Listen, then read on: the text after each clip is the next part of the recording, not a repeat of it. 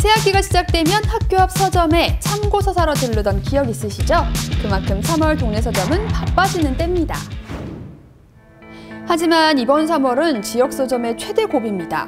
공공기관 도서 입찰이 본격적으로 시작되는 3월, 일명 유령 서점이 난립한 입찰 경쟁에서 살아남을 수 있을지 미지수이기 때문인데요. 위기의 동네 책방에도 따뜻한 봄은 올까요? 그 긴 기다림에 대한 이야기입니다. 굳이 책을 사지 않아도 스스럼 없이 들어가 책장을 펼치던 곳, 동네 책방에는 누군가를 기다리던 설렘과 책 냄새, 그리고 마음을 통하게 하는 따뜻한 문장이 있었습니다. 하지만 최근 몇 년 전부터 지역 서점은 급격히 사라지고 있는데요. 충북의 경우 해마다 6곳이 문을 닫았습니다. 인구가 많이 감소가 됐고요. 청요고 단 예를 하나 들면 저희 3학년 같은 경우는 한 400명 됐었어요. 근데 지금은 1학년 신입생이 260명이에요. 아, 거의 절반? 네, 거의 한 40에서 50%. 안 되게, 네. 되게 많이 줄었구나. 그게 한 3년 사이에 그렇게 줄은 감소가 된 겁니다. 교육 지도가 바뀌고 시험이 없어지면서 이 지방에는 참고서 비중이 한 60% 정도가 돼요. 근데 그 시험 자체가 없기 때문에 초등학교, 중학교 2학년까지 문제집이 거의 나가지 않고 있습니다. 교육제도 개편과 학생 수 급감으로 지역 서점 수입의 대부분을 차지했던 참고서 판매 비중이 반 이상 줄어들면서 지역 서점이 살아남기 위해 잡은 유일한 끈은 공공기관 도서 납품인데요. 서점의 수익 창출이 이렇게 소매로 개개인한테 판매하는 거 말고 이 납품을 하는 걸로도 만든다고 들었거든요. 근데 그쪽 상황은 좀 어떤가요? 저희들이 납품을 할 때 서점하는 사람보다는 서점하지 않는 분, 이분들이 더 많기 때문에 상당히 좀 어렵습니다. 그게 무슨 말이에요? 이제 서점을 하지 않는 분이 거기다가 납품을 할 수가 있어요? 네, 그 지금 사업자 등록상 종목에 도서만 들어가 있으면 지금 관공서에서 그건 다 인정을 하고 있습니다. 최근에 있었던 입찰에 참여한 업체들의 현황을 살펴봤는데요. 실제 서점이 아니라 건설업체부터 이사업체, 인쇄업체까지 사업자 등록만 되어 있는 곳들이 대부분이었습니다. 네. 24, 25개, 63개 중에 25개만 서점이에요. 뭐 건설회사도 있고요. 또 광고회사도 있고, 뭐 주유소도 있고, 가장 많은 게 복사기, 사무기 상사. 이쪽이 가장 많습니다. 그러니까 그런 데가 다 유령회사라고 저희들은 생각을 하고 있죠. 낙찰을 받는 건 네. 무작위로 랜덤인 거예요? 네, 무작위 랜덤입니다. 그거는. 전자 입찰을 하기 때문에 그건 누구도 알 수가 없어요. 그냥 내기만 하면 될 가능성이 있는 거니까 이제 가능성이라는 건 항상 있는 거지, 입찰 자격이 주어지면은. 서점을 운영하시는 분들이 보기엔 되게 불공정하다 생각이 드시고요. 저희들은 불공정하다고 생각을 하고 있죠. 입찰에 참여한 업체 중 실제 온오프라인 매장을 운영하는 곳은 약 3분의 1. 하지만 유령 서점의 출현으로 경쟁률이 높아지면서 지역 서점의 입찰을 따내기란 하늘의 별 따기인데요. 문제는 여기서 끝이 아닙니다. 한국에서도 보면 무슨 서점이라든지 무슨 문구점 이런 데가 아니라 주식회사 무슨 뭐뭐 해갖고서 이거는 사고만 봤을 때는 정확히 어떤 일을 하는 데인지 모르는 그런 식의 업체가 들어오다 보니까 봤을 때 할 수 있을까 이런 생각이 드는 거죠. 저희 입장에서는 낙찰이 됐고 요건을 다 갖추고 있으니까 일단 납품이 올 때까지 기다려보는 거죠. 공급받는 입장에서도 불안할 수가 있겠네요. 이름만으로는 실체를 알 수 없는 유령 서점들을 제작진은 직접 찾아가 보기로 했는데요. 한 업체는 일반 가정집을 주소지로 한 곳이었습니다. 매장 없이 집에서 입찰 관련해서 입찰해서 이제 낙찰된 것만 이제 저희가 이렇게 도소매하신다고 보시면 돼요. 다른 한 곳은 아예 담당자를 만날 수도 없는 빈 사무실이었는데요. 집 주인이 아마 서울 쪽인가 어느 쪽에다가 그 차린 회사로 알고 있거든요.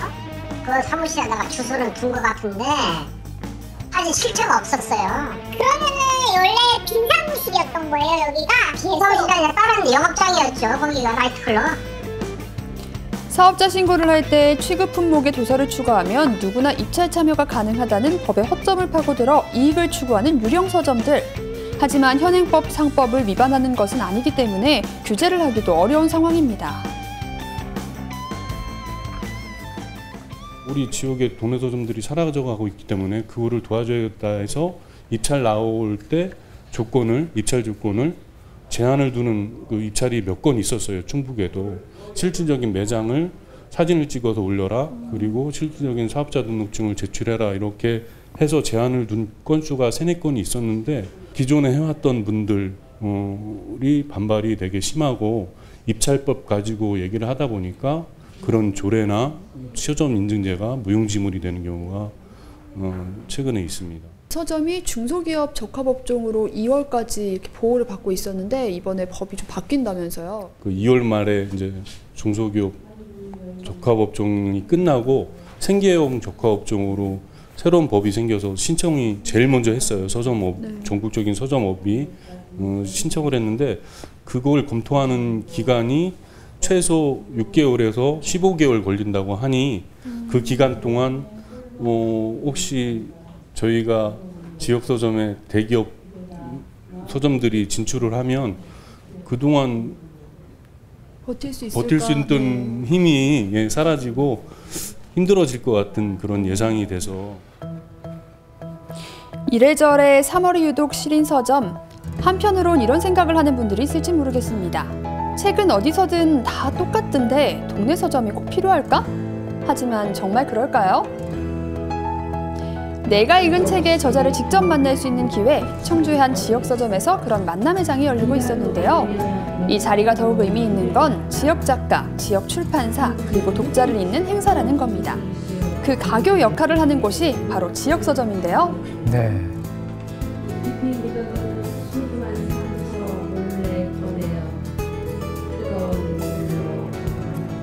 저하고 동시대에 살았던 여자들, 여기에 나오는 여성들은 저희 마을 사람들이에요.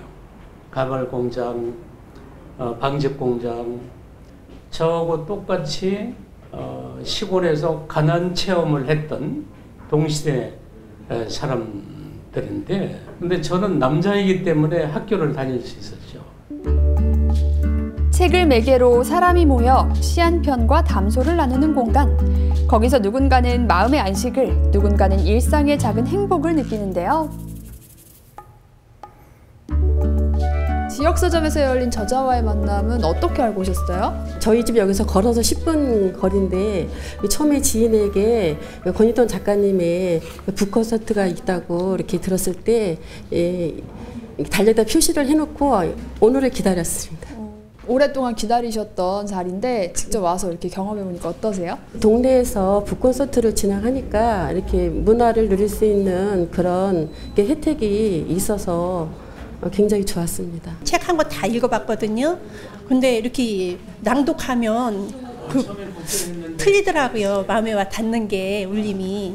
제가 느끼지 못했던 다른 측면에서도 이렇게 이런 게 있었는데 그걸 미처 알아차리지 못했네 하는 그런 마음이. 이제 서점은 단순히 책을 사고 파는 공간이 아니라 하나의 문화 공간으로 자리하고 있는데요. 최근 이런 움직임이 충북 지역 출판 동네 서점 살리기 운동을 중심으로 이루어지고 있습니다. 서점에 자주 가는 분들이라면 상생충북이라는 섹션의 진열대를 보신 적 있으실 텐데요.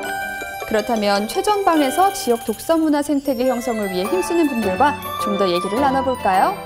제 나이 또래 친구들은 약간 책을 사는 행위 자체가 감성을 소비하는 그런 행위예요. 그러다 보니까 뭔가 좀 예쁘고 가서 차도 한 잔 마시면서 뭔가 이 SNS에 올릴 만한 사진도 좀 남기고 이런 의미 있는 좀 감성을 충전하는 행위라고 생각을 하는데 사실 지역 서점은 좀 그런 게 부족하다라는 편견이 있었거든요. 근데 오늘 이렇게 저자와의 만남 자리를 보니까 지역 서점도 스스로 굉장히 노력을 많이 하고 있구나 이런 생각을 하게 됐어요. 이제 우리 선생님께서 오늘 직접 이 많은 분들을 만나셨는데 어떠셨어요? 기분은 아주 짱이에요. 그리고 같이 왜 그런가 하면 우선 지역 주민들과 이렇게 함께 하니까 뭔가 좀 지역 사람들과 가까워진 느낌이 들고 또 이렇게 함께 모둠살이를 하고 있는 사람들과 살갑게 산다고 하는 그런 느낌도 있고. 지역 서점은 현재 지역의 작가와 독자들의 접점을 만들고자 변화 중입니다. 이런 지역 서점이 사라진다면 지역의 이야기를 담은 책이 지역민을 만날 기회도 줄어들겠죠. 옛날 그 사회과학 책방이었는데 거기에 저희가 그 책을 한 30권을 갖다 놨어요. 한번 팔아보시라고. 근데 한 2달도 안 됐는데 전화가 온 거예요. 그거 다 팔렸다고. 그래서 제가 팔릴 리가 없잖아요, 그 책이. 그랬더니 왜 팔렸나 봤더니 딱 들어가자마자 맨 첫 번째 모서리에다 그 책을 딱 놓은 거예요, 이렇게. 그리고 이제 그분이 사람들 올 때마다 저 책 한번 사보라 이렇게 이제 계속 그렇게 구전을 권유를 하다 보니 팔린 거야. 그래서 제가 너무 놀래서 판을 바꿔서 기울어진 동장을 바꿔서 지역 출판물도 베스트셀러랑 그 나란한 위치에 책을 놓고 팔면은 혹시 팔리지 않을까라는 생각을 저희가 한 거죠. 결국 문학이나 모든 것들은 다 이제 사람들이 살아가는 이야기인데 그런 이야기들이 가장 가까이 사는 이웃들한테 전달될 기회를 잃어버렸던 거죠. 이제 그런 것들이 좀 더 많이 이렇게 전해지고. 책을 구매할 수 있는 채널은 많아진 지금 지역 서점이 자꾸만 찾고 싶고 우리 일상에 없어서는 안 될 공간이 되기 위해서는 앞으로 서점의 역할이 중요할 텐데요. 앞으로 서점도 변화를 해야 돼요. 사실 이미 국내외적으로 많은 서점들이 변신을 꾀하고 있어요. 그런데 아직까지 우리 서점들은 거의 다 비슷해요. 서가가 있고 책이 꽂혀 있는 거예요. 맞아요. 너무나 그건 뻔한 거는 식상하고 그래서 이제는 당연히 서가에 책이 있어야 서점인 건 맞지만 보다 좀 다양한 그런 그 시민들을 위한 공간을 만들어서 변신을 꾀하는 그런 노력이 필요합니다.